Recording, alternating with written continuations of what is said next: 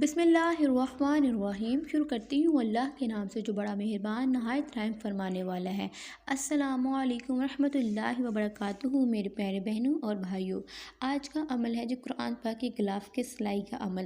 قرآن پاک کے غلاف کے سلائی کا عمل کے بارے میں ہم نے سنا اور پھر میں نے یہ عمل اپنے مختلف مسائل کے لیے آزمایا اور دوسروں کو بھی بتایا۔ پہلے میں آپ کو ایک واقعہ سنا دوں تاکہ آپ کو اس عمل کی طاقت کا اندازہ ہو سکے۔ ہمارے ایک بہت ہی قریبی رشتہ دار تھے جنہوں نے ہمارے علاقے میں درزی کی نئی دکان کھولی۔ ہم جب بھی ان سے ملنے کے لیے جاتے تو وہ اکثر فارغ ہی بیٹھے رہتے اور زیادہ تر موبائل پر ہی مصروف رہتے۔ اس کی وجہ وہ بتاتے تو سارا دن دکان پر کوئی گاہک نہیں آتا، اس لیے دل بہلانے کے لیے موبائل کا استعمال کر رہا ہوں۔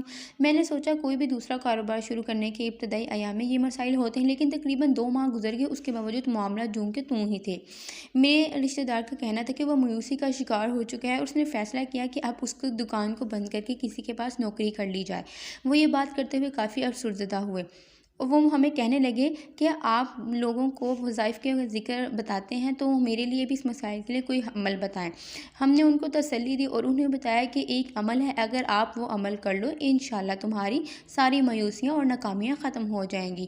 تو ہم نے ان کو قرآن پاک کے غلاف کے سلائی والا عمل بتایا۔ اس نے فوراً حامی بھر لی اور پھر اگلے ہی دن سلائی مشین لے کر ایک مسجد کے قریب پہنچ گئے۔ وہاں الماری میں موجود جو قرآن پاک موجود تھے ان پر غلاف موجود نہ تھا اور مسجد مین روڈ کے قریب تھے، جس کی وجہ سے اکثر وہاں قرآن پاک موجود جو تھے ان پر مٹی لگ جاتی تھی۔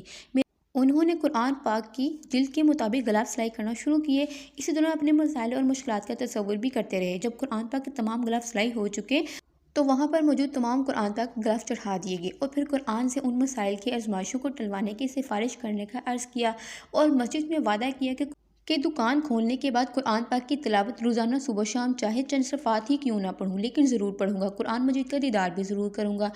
پھر وہ واپس اپنے گھر آ گئے۔ اس کے بعد اپنے کاموں میں ہم ذرا مصروف ہو گئے اور تقریباً 2 ہفتوں کے بعد ہم اس رشتہ دار کے گھر گئے تو دیکھ کر حیران رہ گئے کہ ارد گرد کٹے ہوئے کپڑے پڑے تھے اور وہ قرآن پاک کی تلاوت انہماک سے کر رہا تھا۔ اس نے مجھے نظر اٹھا کر دیکھا اور دوبارہ نظر قرآن پاک پر جما لی۔ چند منٹ کے بعد اپنی تلاوت مکمل کی، اہتمام کے ساتھ قرآن پاک کو بوسہ دیا اور غلاف میں لپیٹ کر اوپر شیلف میں رکھ دیا۔ اس نے بتایا کہ جب سے قرآن پاک سے دوستی ہوئی ہے اللہ پاک نے میرے لیے اپنی رحمت و برکت کے دروازے کھول دیے ہیں۔ میرا ڈوبتا ہوا کاروبار چل پڑا ہے اور باقی مسائل بھی حل ہو رہے ہیں۔ میرے پاس اتنے آرڈر آئے ہیں کہ رات دیر تک کام کرتا ہوں۔ مزید باہر لکھ کر لگایا ہوا ہے کہ کاریگر کی ضرورت ہے کیونکہ میں اکیلا اتنے سوٹ تیار نہیں کر سکتا۔ بات صرف یہاں تک ختم نہیں ہوئی بلکہ اس وقت وہ شہر کا معروف ٹیلر بن چکا ہے۔ ہر وقت اس کے پاس کام کی بھرمار رہتی ہے، یہاں تک کہ جب کرونا وائرس کی وبا آئی تو اسی دوران کافی لوگوں کے کاروبار ختم ہو گئے، مگر ان دنوں بھی ان کا کاروبار عروج پر رہا اور آج بھی عروج پر ہے۔ میرے پیارے بہنوں اور بھائیوں، اب آپ کو عمل کا طریقہ بتاتے ہیں۔